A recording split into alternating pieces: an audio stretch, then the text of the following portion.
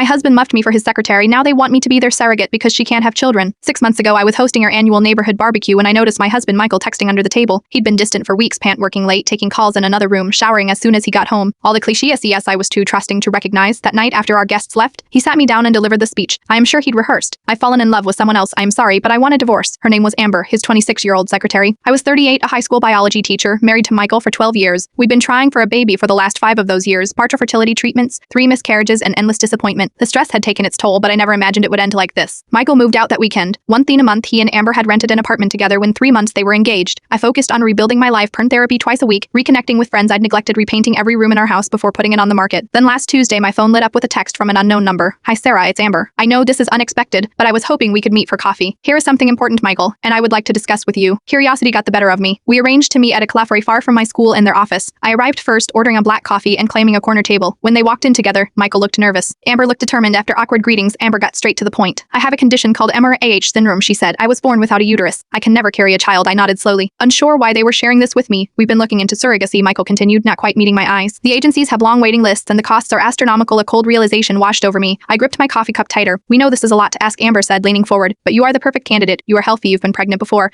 And she hesitated. You understand how much having a family means to Michael? I stared at them in disbelief. The audacity was breathtaking. Let me make sure I understand, I said, my voice steadier than I felt. You want me to carry a baby for the man who left me and the woman he left me for? They both nodded, apparently missing the incredulity in my tone. We'd cover all medical expenses, Michael added quickly, and compensate you, of course. Compensate me, I repeated, for carrying your child after you abandoned our marriage while I was still grieving our lost pregnancies. Amber reached across the table, attempting to take my hand. I pulled away. I know this is complicated, she said, but think about it. Parenthood be giving us the greatest gift anyone could give, and you always wanted to experience pregnancy and childbirth. This way you still could. I looked at Michael Part, the man who had held me through 3 miscarriages, who had promised we would face everything together. Par now asking me to be an incubator for his new life. What about adoption? I asked. We want a biological child, Amber, replied Michael's biological child. Something inside me broke and mended in the same moment. For years I defined myself by what I'd lost: failed pregnancies, a failed marriage sitting across from them. I suddenly saw myself differently, not as someone who had lost everything, but as someone being offered a chance to reclaim her dignity. I stood up, gathering my purse. I am going to say this once, and I want you both to hear me clearly. I am not your backup plan. I am not your incubator. I am a whole person who deserves better than either of you can imagine. Michael started to speak, but I held up my hand. But that way will never, ever involve my body. As I walked out, Amber called after me. Please just think about it. For Michael that evening, I called the fertility clinic where Michael and I had been patients. I asked about donating my remaining embryos to another couple struggling with infertility, someone who would treasure what we had created together,